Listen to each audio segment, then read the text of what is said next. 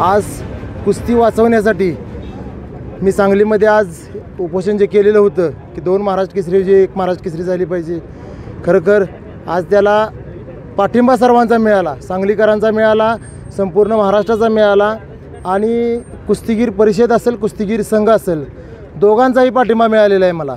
पण आता आज तक घोडं आडलं आहे कुठं ह्या प्रश्नाचं मला उत्तर पाहिजे, कारण आता दोघांचाही मला पाठिंबा आहे. माझ्या सर्व मागण्यांसाठी पाठिंबा आहे त्यांचा.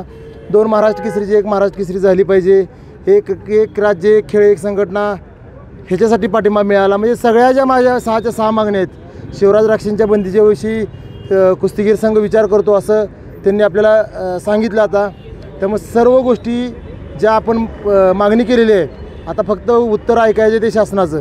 शासनाकडून 30 तारखेपर्यंत आपल्याला काय उत्तर येतं आहे. खरं तर आज मी कुस्ती काय आहे माझ्या मुलांनासुद्धा कळाली पाहिजे म्हणून माझा मुलगा आणि मुलगी दोघांनासुद्धा आज उपोषणाला बसवलं होतं. खरं तर त्या गोष्टीचा सर्वांचा विरोध होता मला. पण कुस्ती त्यांचा वडील आहे, तो कुस्तीमुळे लाल मातीमुळे आज इथं सर्वांच्या पुढे उभा आहे.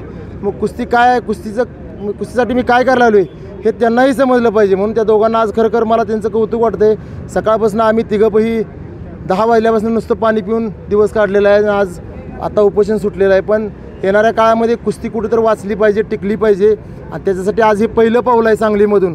येणाऱ्या काळामध्ये 30 तारखेपर्यंत जर उत्तर नाही मिळालं तर हे अतिशय आक्रमक आणि मोठं पाऊल मी मुंबईच्या दिशेनं वळवणार आहे आणि सरकारने त्याचा विचार करावा. खरं माझी सरकारला विनंती आहे की लवकरात लवकर ह्याच्यावर तोडगा निघावा.